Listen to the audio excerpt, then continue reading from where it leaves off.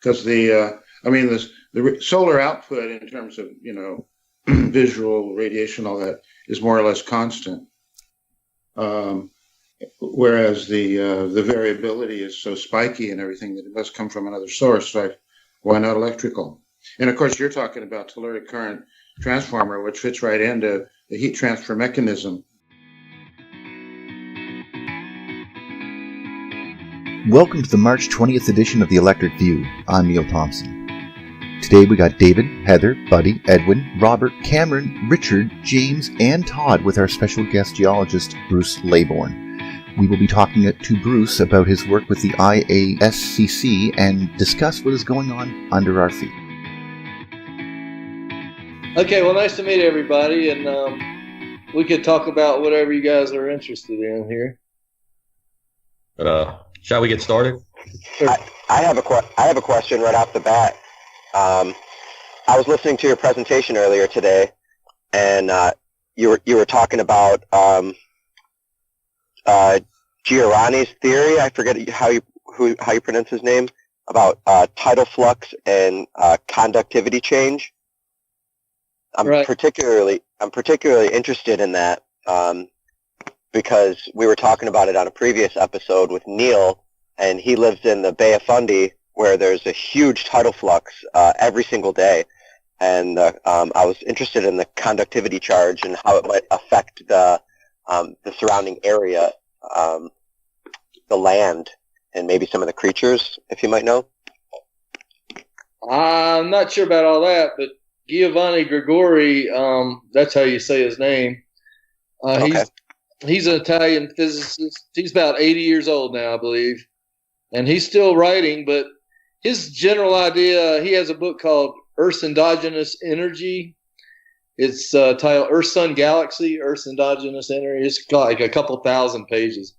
But basically his premise is that 70% of the Earth's heat energy, or endogenous energy, is tidal. It's just due to the tidal flux, which is electromagnetic too. Or a lot of people think of it as friction, but we can talk about are they the same or not. And then he says about 30% is what really causes the problems, and it's episodic and generally tied to space weather, tied to the solar changes and probably the cosmic ray changes. So the interplay between the cosmic rays and the solar activity, that interplay is about 30% of the episodic, but that's really powerful when it occurs. That's your El Nino, your big changes in the natural disasters. That's his basic idea. But he has that sea urchin spike structure, and there's I think that's basically the jump between the double layers. That's where it kind of jumps between. That's your short circuit between the plates, if you think of it as capacitor. So it's kind of transient, or it can be tied to the tidal flux, but the episodic stuff is it's episodic, so it's a transient feature, not necessarily permanent. But the geologic record shows where it looks like it's semi-permanent, right? Like these triple junctions in plate theory. The band of sea is a really good example. You can see a tectonic vortex structure in that. I don't know if that answered your question or not, but yes, that does. Thank you. I was just interested in going deeper into that subject. Thank you. So the electromagnetic characteristics of ENSO. Yeah, also known as El Nino. Uh-huh. I see what you're saying. Based on anomalies in the ocean tidal-induced magnetic field. Ocean magnetic field 4 months earlier sea surface temperature. Field anomalies. Yeah. Cool. That's interesting. Yeah, I haven't seen that particular paper, but It just came out last month, so. yeah, I haven't heard that magnetic Nino index. Yeah, me neither. That one caught me off guard. Interesting. So one of the things I ran across, just looking through some of the material that I found interesting, talked to Robert about a little bit earlier, but the link with the chestahedron and some of the discussion of some of the geometry underneath, and talking about the urchin positions, etc. I found that really pretty fascinating. Yeah, the geometry I think is important. 2016, I did a presentation on that, but it wasn't very widely circulated. And if y'all want the link, I can find it. It's in this paper somewhere that I gave you. There's a link to that video, the 2016 presentation. I'd have to look around for it, but it is that at the beginning there. I saw something. Might have passed it up. Yeah, but anyway, there's a YouTube. What is that YouTube right there? You just passed it. Oh, Let's see here. right there. See, there YouTube. it goes. That's the right there at the first page. So that talks about the geometry a little bit. I think I've uncovered a little bit more. I think how maybe that works, but I think the Kepler model is what you're really looking at with the Earth. Yeah. Familiar with the Kepler model? Yep. You got the inner fire tetrahedron, Earth square, and the layers. But what they show in the Kepler model, they don't show it as a double layer, right? They just represent the layer with a single geometric form. What I think is going on is the lower and the upper layer have the geometric form. They're offset because of the tilt of the Earth. When you put them in motion, it gives you the collapse vortex like Chester was talking about. So that collapse vortex structure, you can see it on this image right here. If you look, the Southeast Indian Ridge runs east-west before it goes up to Africa. The East Pacific Rise is north-south. So the Southeast Indian Ridge is your collapsed structure, and the East Pacific Rise is your inline structure. If you're following what Chester says with his, that's kind of how I think it works with the Earth. And that would represent the four corners of the square, right? Mm-hmm. The square is the Earth circuit. So what you're looking at, basically those heat anomalies go kind of along the corners, but it's not a perfect relationship, because once you put it in motion and the vortex collapses, the underlying geometry is obscured, I believe.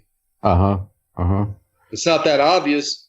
You have to really look at each individual layer and look for the relationships. Right. Like at the poles, you see the deltas and the Ys.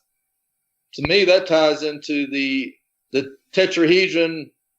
The only way you can get the dipolar circuit for the chestahedron, and stretch it out enough to make it fit in a circle or a sphere, is to do what Chester did to it and extend it with the extra triangles. Basically, that's all he's done is he's extended the tetrahedron inside a pyramid with some extra triangles in there. You put an extra layer of triangles in there, and it gives you an extended dipole, and then it does fit into a sphere. So that's my thoughts. Cool. And then it gets real complicated when you get up into the water and the icosahedron, decahedron, and the octahedron. I think it gets a little harder to see, but there's certain data sets.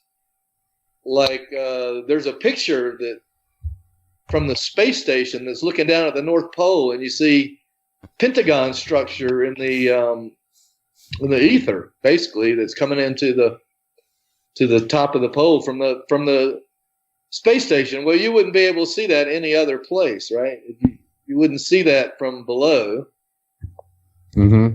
But if you have the right position or perspective, then possibly you can see.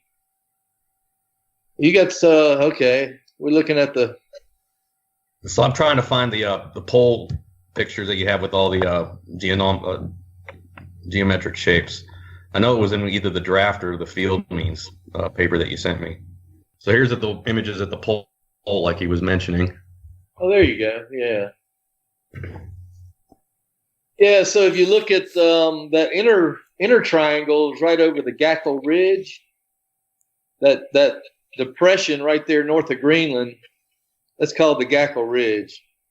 And then you see how it's got these anomalies of the magnetic field, how I kind of draw the arrows over to them. And you see the big offsets in the depths. Mm-hmm. Okay, so those are, I think, the circuits or the poles of the circuits of the inner core. Just because you get a surface expression in the magnetic field above that inner core. So that's your main connection to the solar circuit, I think. And then as you go outside to that hexagonal shape where I got those little circles drawn, yeah, I call it the hot. Those are that's the Aleutian low, that's the Icelandic low, the Aleutian low, and the one over to the right, that's your Siberian high over Lake Baikal. And those are all tied to atmospheric pressure oscillations. And that's why I extended that triangle out. And then to get the other circuit, I just simply rotated that triangle 30 degrees, I believe, or 60 degrees. And it came out where it came out, but it came out at interesting places there near the Kurill, the Hudson Bay, and, you know, I kind of stretched it down there to the Caspian. I'm not sure that it actually, that's where the circuit is over there, but if you've got a tilted configuration, it may warp your circuit a little bit skewed to one side. So that's what I think's going on, the relationships. And those seem to be grounded to ridge structures. If you look at the Aleutians, that one's tied to the East Pacific Rise Circuit. If you look at the Icelandic, that's your return to the Mid-Atlantic. That's right on the Mid-Atlantic Ridge. So I think that's a return circuit. I call it a return versus a hot circuit. And this is all up in the air for interpretation. You know, I'm not setting anything in stone necessarily. This is just the hypothesis of how I think this works. So these deep structures, can you speak to that, Bruce? How deep is it? How high do they rise? And do you have a theory as to why they are there? Are you looking at the magnetic anomalies? Yeah, on the left. Okay, well, if you see the scale on the left, that kind of gives you your depth information. See, the red is up above 10 kilometers. The white would be at the very surface, pretty much, like right at probably right, real close to the surface. And then the darker colors, or the purples and the white purples, are down at the 70, 90. Darker is 100 and something kilometers. So those are from Quinn, and he did an inverse modeling of the spherical harmonic coefficients that NOAA puts out for the magnetic field. So this is using the NOAA coefficients, but then he does an inversion process to get these. And to me, I believe these are related to Giovanni's theoretical sea urchin spikes.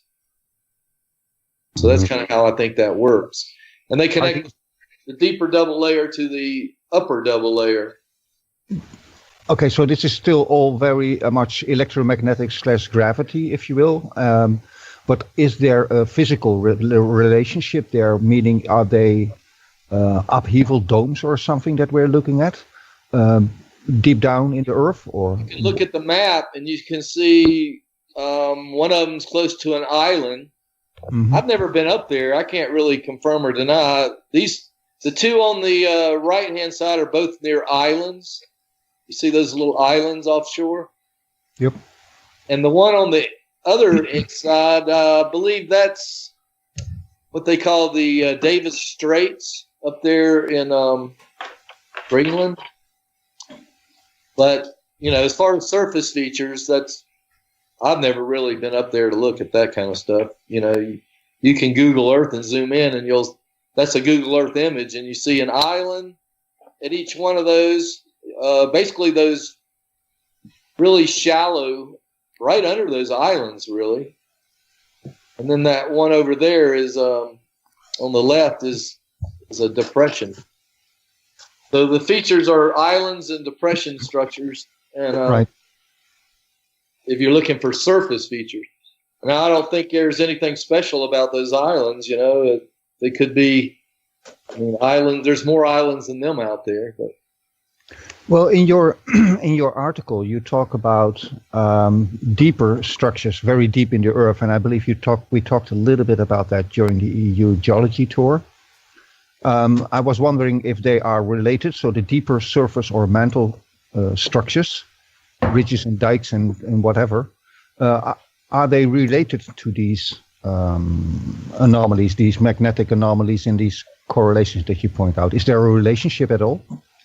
Well, if you notice the deeper surface is right in the center. Look, go Bob, to that. Was this the right one? No, the one you were on was, I was going to talk about the Gackle Ridge a little bit. Okay. Oh, okay. And see that center? Okay, right there, that dark feature in the middle triangle. That's it right there. See how, go north-south, that's the Gackle Ridge. And that's right in the middle of this delta circuit. Remember, Chester showed how a heart has a formation of a depression at the top and a point at the bottom? Mm-hmm. Yes.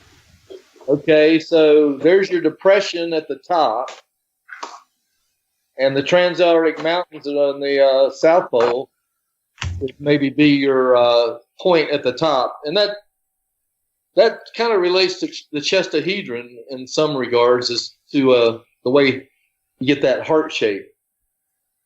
Right. But I think that could be related to the features you're talking about, or that you were asking about. Right.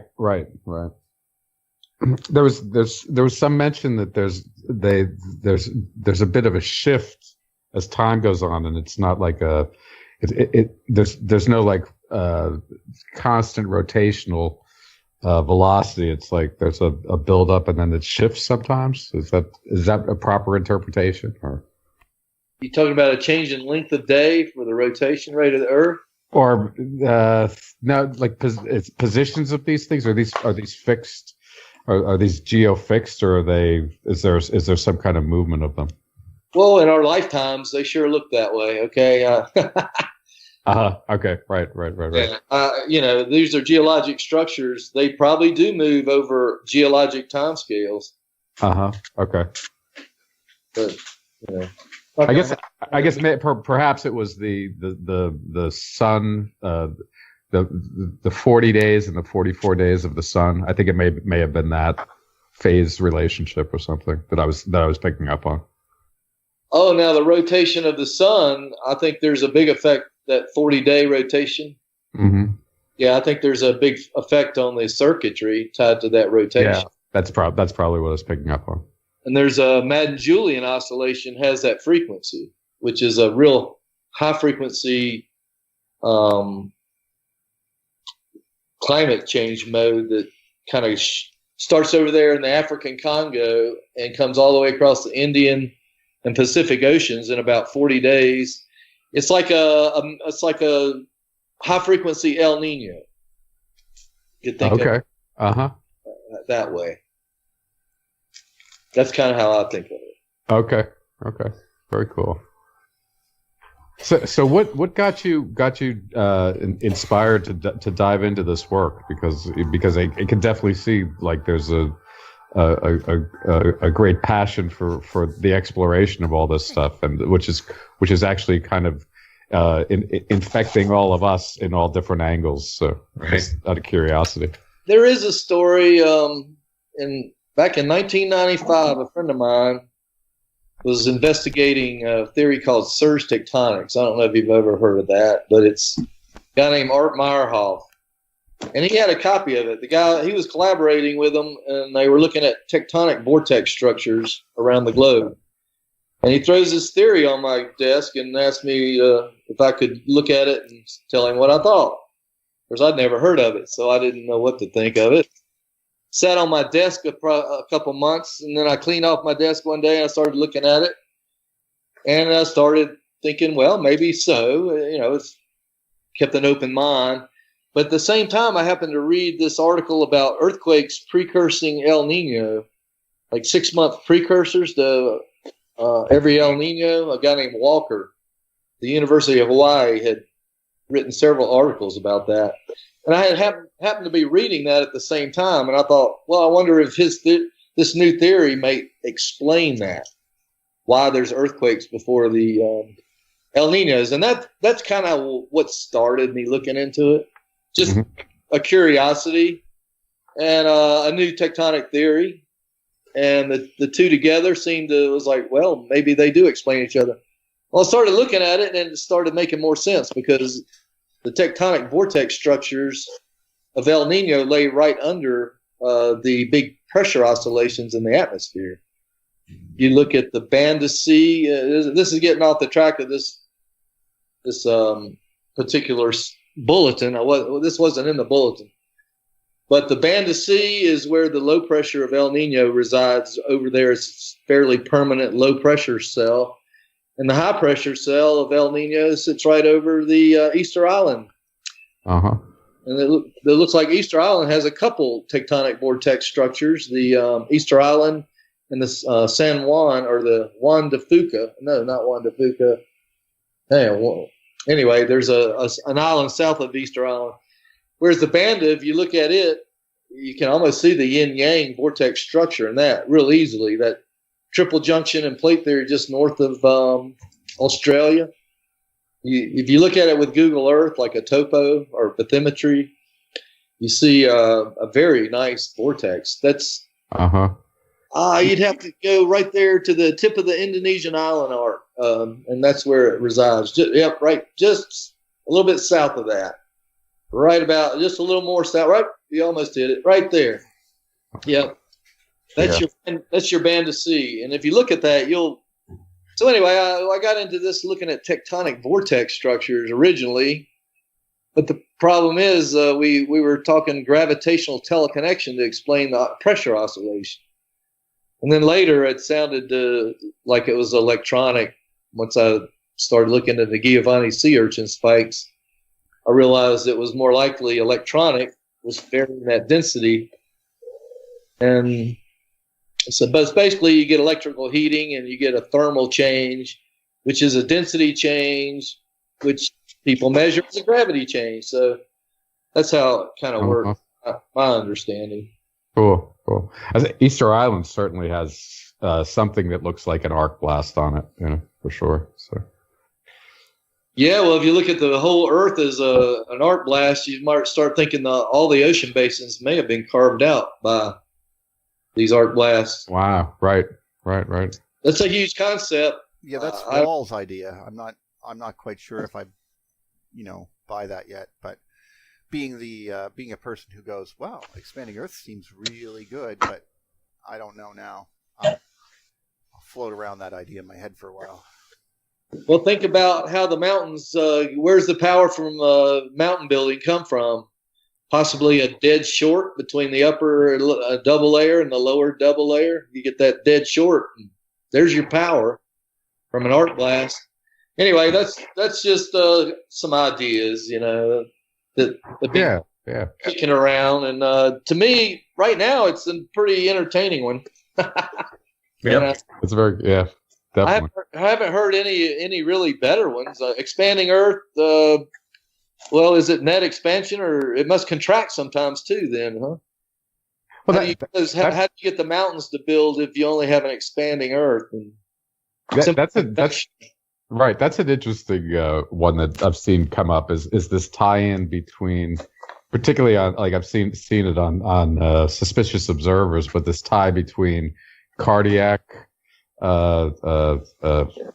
problems with the things that are going on the sun, The cosmic rays. Cosmic rays, and then related to heart problems, etc.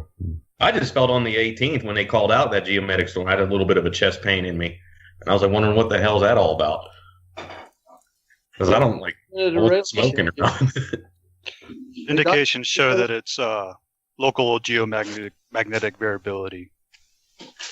Well, that's what I was thinking. It might have been because it came out of the blue. I was like, I'm pretty healthy, and I don't, drink or smoke anymore. So, well, not tobacco, but you live right across along an earthquake trend. If you look at the U.S. Earthquake map that plot all the earthquakes for the last 100 years, you'll see that Idaho Basin that has a trend that runs straight down there through. I'm not sure if it goes through Salt Lake, but it comes pretty close. It's pretty much, I think it's, if I remember correctly, it goes right where, if Neil remembers, when you're driving through Spanish Fork Canyon, I think you drive right over the fault there, and it sits along, I think, I want to say the Wasatch Mountain Range, but it could have been the Tooele, the Ochre side. I can't exactly remember which one, but it's almost sitting right on it. We found an interesting relationship between the hurricanes this season and the earthquakes up there in Idaho Basin. That was the correlation was, and it happens repeatedly. If you go back in the past, you see hurricanes and earthquakes in that area over and over again. So could be the hurricanes are charging the upper plate, and then the lower plate reacts to that and discharges at some point. I was just wondering if there was a correlation between the planetary geometries and these types of hurricane / earthquake occurrences, because I think they've been making correlations. I think so. In other words, certain planetary configurations induce charging of the solar system, and the sun and the Earth is induced charge from that. So I would say probably so. Don't have anything to actually prove that, but it sure is suspicious. About 2 years ago, they had a alignment in January, and there was a hurricane in the Bahamas with that alignment that sunk a container ship over in the Bahamas, killed the whole crew in January. A Category 4 storm, and it happened during a alignment of about 4 or 5 of the major planets. I don't know if that's the geometry you're talking about, but that was a alignment. That would be it. And then also, the idea of the magnetic fields shifting and changing the fields underneath of them, like as if like underneath the surface of the Earth, maybe the alignment, the magnetic fields like pulling on the different materials, causing these shapes. I sent DJ a little video that I had made of these spherical magnets, and I made them in the shapes and sizes of the circles on Buddy's Doherty set, and then I laid them. I did a bunch of different configurations, but the one that was the most interesting was the one that wound up having that classic like violin shape on top. And it's interesting to see the way that, like, when you put 3 circles of magnets up next to each other, they will flatten out the center one. The 2 circles on the exterior will pull the interior one till it's flat. And then when you start laying them up on top of each other, the way that they bend according to the outside shape. So, I mean, it's not like scientific, but it's a very good visual representation of the idea that you're talking about. Oh, well, I haven't seen that. Is there a video or something? I just sent it to DJ. Did you get that one? Because I put it to the group share, wouldn't let me share it to the whole group. It would only let me share it to one person. Okay. Hey, you could be onto something with that.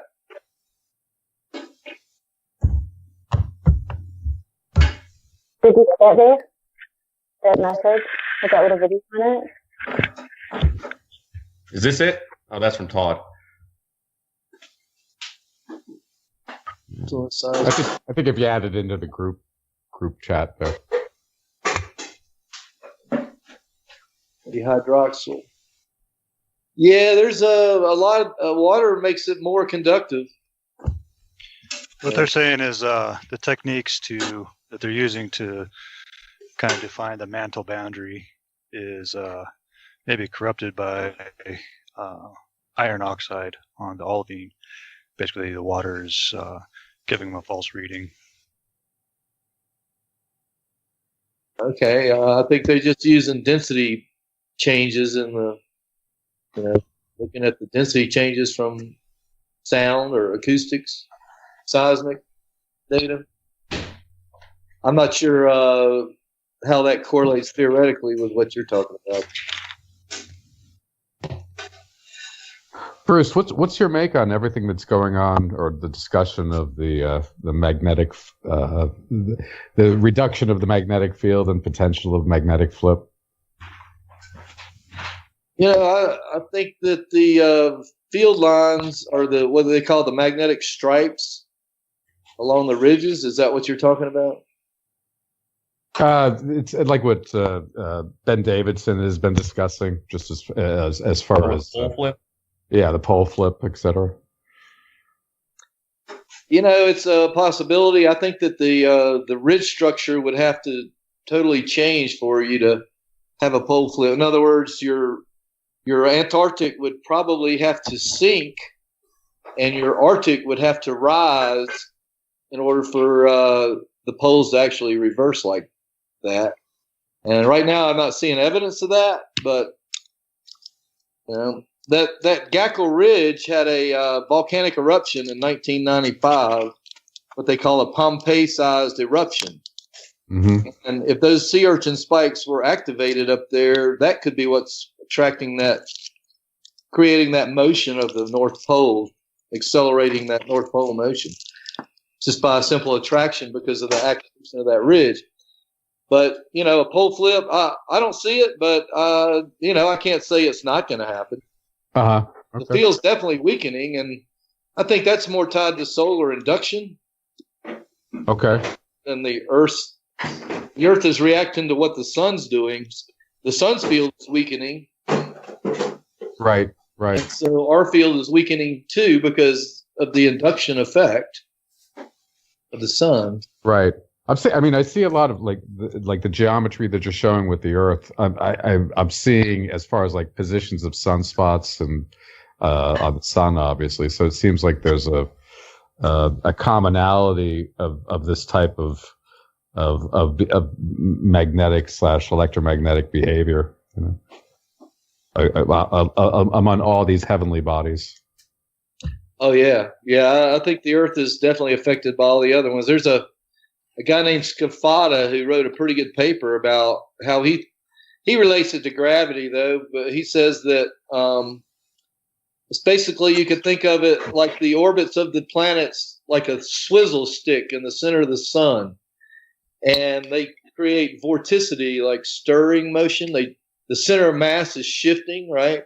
Mm-hmm. So that swizzles the interior of the sun, causing vorticity.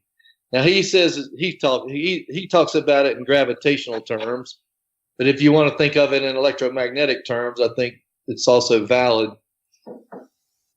So I think it's the electromagnetic vortexes that are being stirred internally. That's tied to your Jupiter's probably tied to that 11-year cycle, right? Your Jupiter orbit's about 11 years. There's I don't know how much of it's confirmed, but there's been a lot of work done on that. Y'all want to look at the evidence out there in Utah that we found? That's kind of what I thought y'all were mostly interested in. Sure, yeah, absolutely. Before we go there, about those ridges that you talked about and that were shown on the imagery there, those mid-oceanic ridges, those patterns. Can you talk to that, why they are there and why are there only, like, I think I counted 3 of them going north-south? 3 or 4? Yeah, there's if you look at the Western Pacific, that's a pretty active area too. And if you look at the South Pole, it aligns directly under Australia, what they call along the Australian Antarctic Discordance. There's a big drop on the Southeast Indian Ridge right there. Maybe Okay, Yeah. bring it On the up. left side. Google Earth there. Okay. Says Antarctica. Did you say? Yeah. Okay. The ridges aren't that visible, but so you got the East Pacific Rise on the west side of South America. You have the North Atlantic on the other side. Okay, that's tied to the Scotia Arc. If you go to the other side of Antarctica, you see the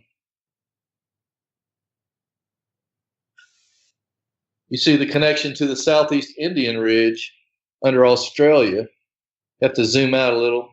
Oop, there you go. Okay, now there's a ridge. You're not seeing good bathymetry on this map. Yeah, let me see what I can dig up here. Wish I could get rid of these, but I can. If you got rid of the weather, you might be able to see the bathymetry a little better. Yeah, let's see. Oh, there we go. Okay. No, that's the.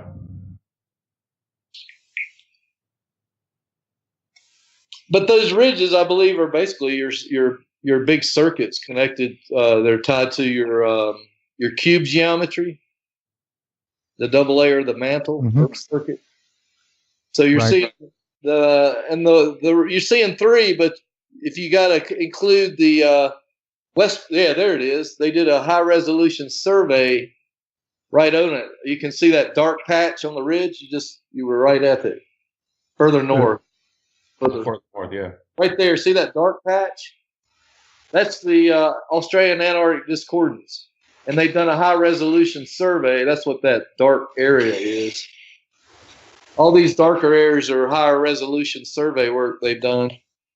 You can see the shots going back and forth between the areas when they had the sonar system turned on. Right. So, anyway, so those ridges, I believe, are your main circuits.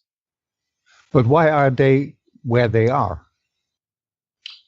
Do they move about? Do they change? Are they kind of stationary? Are they following currents, telluric currents deep inside the crust? I think they are where the currents mostly go. Yeah. If you look at your heat flow map of the Earth, that kind of shows you where they are too. Right. Well, even the volcano, so active volcano map on the Earth, earthquakes maps of the Earth, they all follow these patterns, these few ridges, if you will, north-south structures. Well, mostly north-south, right? This one right here is east-west until it turns at the turns off to the east. It'll turn north and go up towards the Middle East. I think this one's connected to the Congo. It's connected to a lightning sink in the Congo.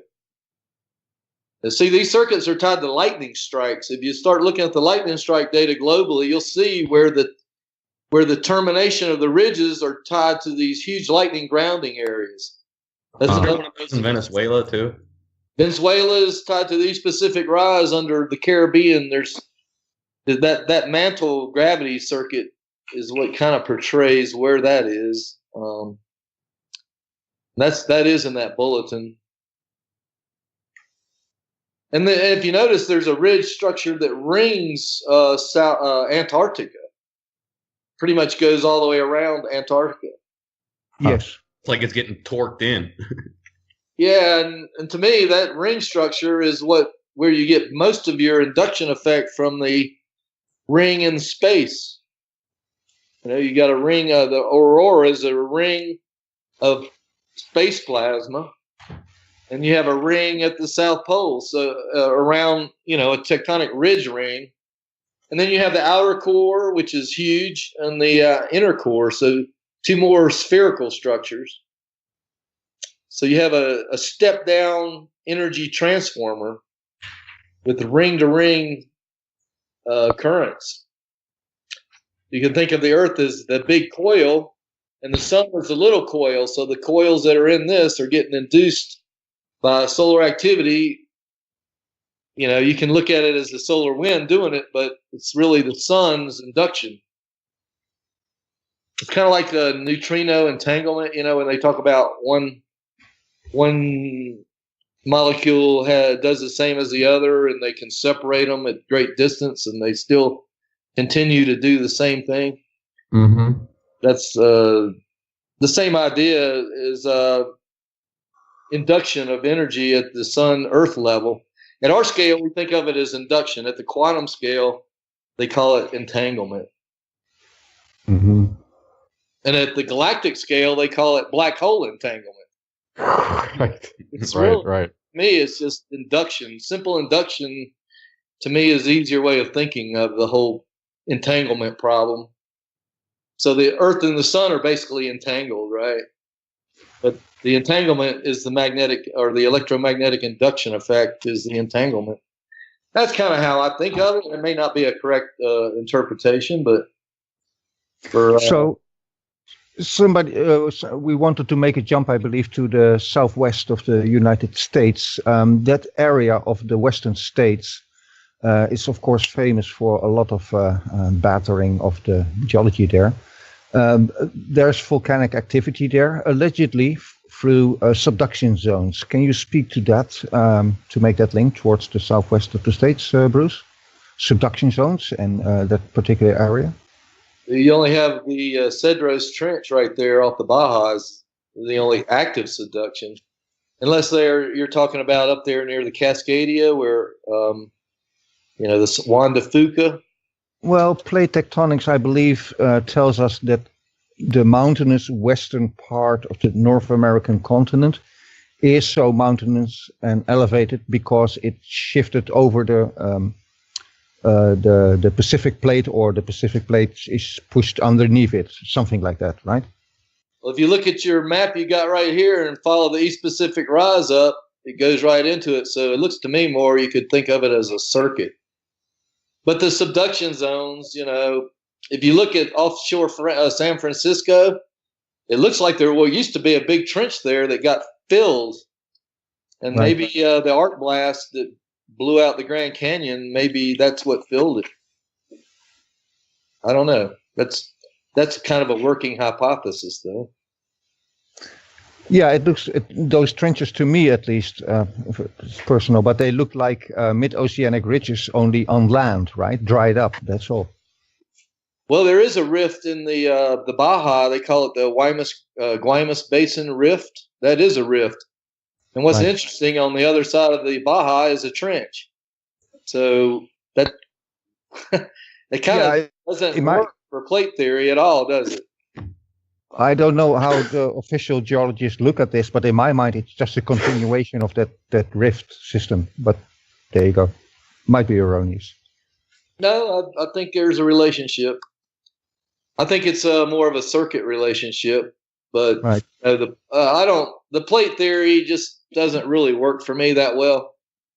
I quit using that a while back. It's just because that general circulation, the best way to understand that general circulation model is by a net heat transport model.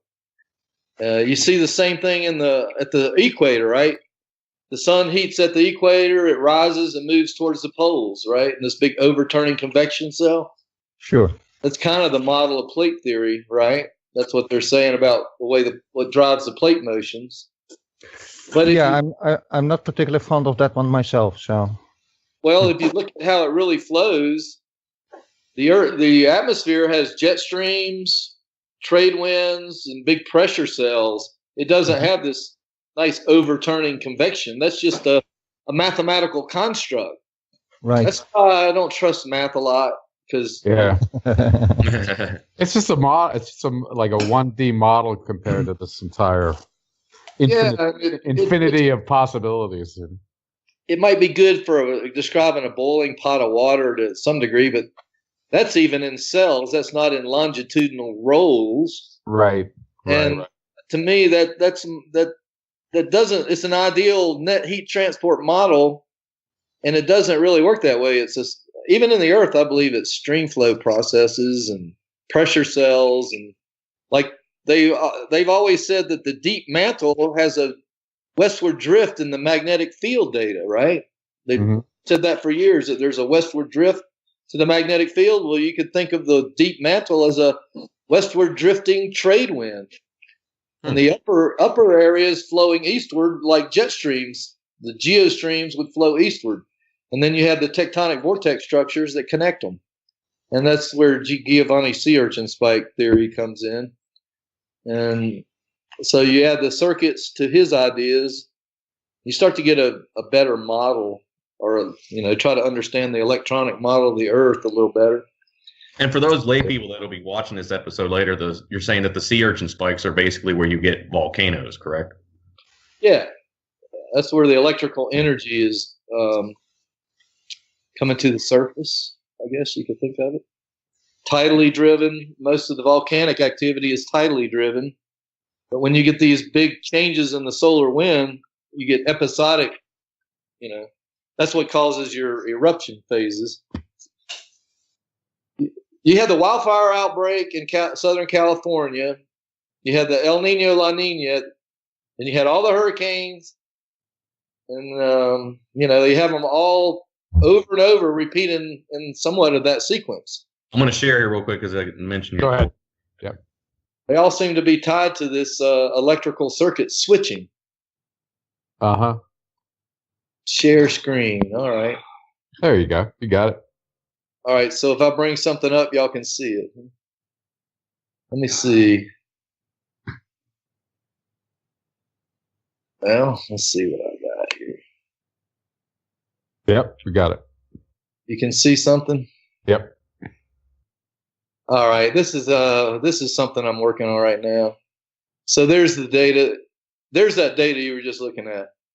If you look at the amount of lightning strikes, you're about 500,000, and this is in a 1 by 2 degree area around Tampa Bay. There's Tampa Bay. There's the most concentrated part of the lightning.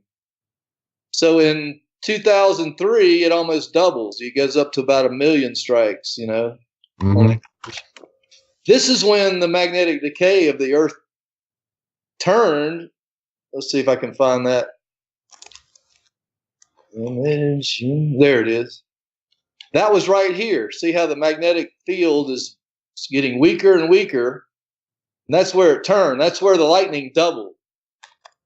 And this begins a new charging phase. Now the Earth is charging. Here it's discharging.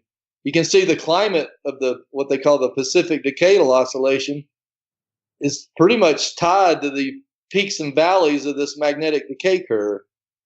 So you get the Earth charges, the sun's charging, right? So the sun is increasing its magnetic field strength, so is the Earth. The sun is losing its magnetic field strength, so is the Earth. Uh-huh. Lightning reflects that. So right here you get discharge, 500,000 strikes a year in Tampa Bay. And then all of a sudden it's charging, and back you go on a that's during a cold phase. It's interesting that cold phases are tied to charging cycles. Warm phases are tied to discharging. And the El Nino works the same way, just on a short-term frequency. You get this little inflection point on the curve. Yeah. And the Madden Julian is even shorter, but it's the same thing, but it's tied to the rotation of the sun.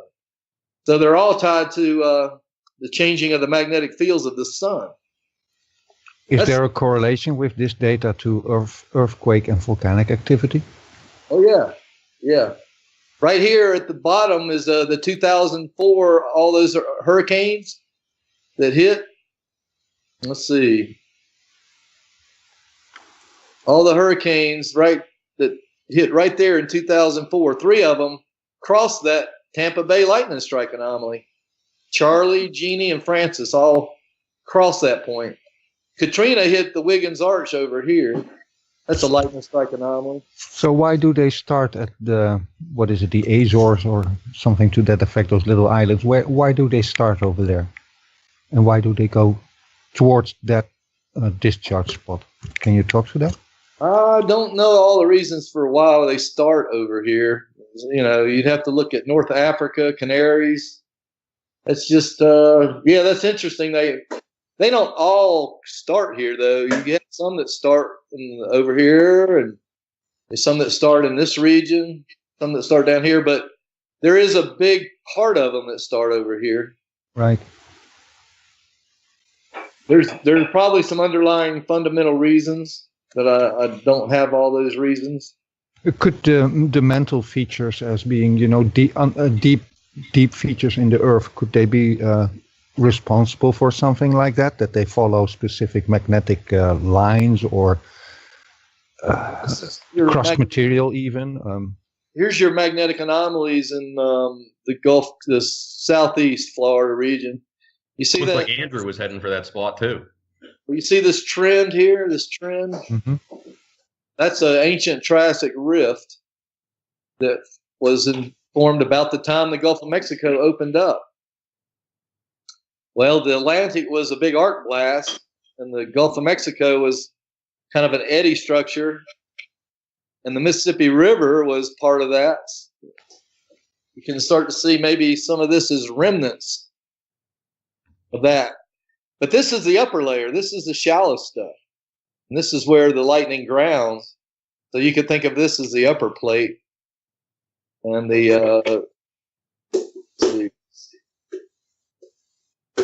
I don't have the same images in this.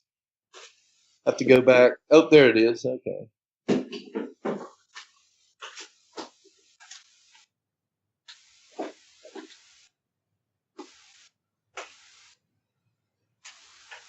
There it is. Okay. So there's your hot circuit, return, and then the Western Pacific's not so clear, but that's a very active region. So 2 up, 2 down, if you will. Yeah, 2 hot and 2 return. Right. Whereas the inner core would be your ground, or you could think of I think the outer core plays a big role as it oscillates north-south during the seasonal change. And it also tied to when you have the peak nighttime, as these ridges go across it, it's kind of like a motor. A buddy of mine thinks of it like a motor turning, and how it discharges like a set of brushes on an armature, Mm-hmm. The ridges are like your brushes. And it goes off as it passes that highly charged part of the inner core or the outer core. Right. So those are just ideas. Well, this of course rotates in the ionosphere, for example. This shells outward from the surface of the Earth. So I think that's actually a very nice correlation. Maybe Neil can talk to that. I mean, it's like there's your heat. Is it the homopolar generator? What is it? Yeah, I've heard that term. That sounds like a good one. But you see these heat maps, these heat signatures, how they're. That's why I think these are the 2 hot ones and these are the 2 return. But lots of volcanic activity along these return circuits. Iceland, there's a bunch of volcanoes. Scotia Arc. So in the volcanoes. If you look at the Indian one, when it goes upward to Eurasia, basically, it stops. And the other one that goes on the eastern side of Asia more or less stops as well when they hit land. Can you speak to that? Well, they actually go into the island arcs. If you look at where the island arcs, on Japan and all. Okay, that would be the Ring of Fire. Yeah, the Ring of Fire. And if you look at this one goes up into the Middle East, but if you notice, it connects back along the African Rift to the Congo, which isn't really shown here in the heat map. But if you look in this map, you can see how the Southeast Indian Ridge comes up, goes back, and then comes back. And there's the Congo right there. So all that lightning is grounding to this ridge. The lightning here grounds right here in the Cotatumba. There's Florida. So this big circuit is tied to these lightning grounding areas on the continents. It's like that whole area is the discharge to where it discharges or charges, whichever. Yeah, whichever way you consider the charge going, it depends on whether you think it's negative or positive, what's moving. It's kind of one of those electrical paradoxes. Which way is the charge really moving? I'm not sure, but sure, the lightning data does have positive and negative data. So you see the blue is what they consider positive polarity. But even Vizsla wouldn't say it strikes out of the ground to the surface, but what they said was that the cloud's lower, indicating a ground effect. But it may actually come out of the ground, so I don't know. Well, regardless which way it goes, it's it completes the circuit. Yeah. So that's just something I've been working on recently, but I haven't got there yet. Whoop. Any prognosis on when this will be released? I would be more than happy to share it. This is going to be a book that's coming out this summer. Right. And I'm going to try to present it at a conference down in Orlando that I'm going to. I'm going to try to have it ready by in July. I'm going to have the rough draft done in April. And then this July, hopefully I'll have the final version. And it talks about the double layers. It talks about the geometry. And then it adds all the practical examples in there. It kind of sprinkles them through to talk about the relationships. Will you be selling this book? Yeah, it'll be offered for sale eventually. Awesome. Okay. Yeah. Like I said, I hope it comes out this summer. It's a work in progress. I'm about third the way through right now, so I got a lot of work to do. I can imagine. Yeah. Awesome. If you need any proofreaders, let us know. I really need some. I definitely could use some proofreading. So, but I got a visitor now, and I kind of need to go. But what a pleasure to have you today. And we didn't get to the stuff in Utah yet, so maybe next week we could talk about some of the stuff we found out in Utah. We have a special coming up as well, where we want to dive into stuff that very much connects into this. So. Okay, we can do that. Good.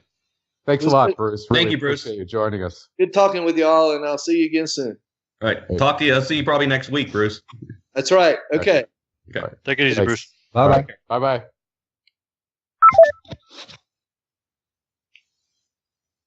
Nice. Well, that was a treat for sure.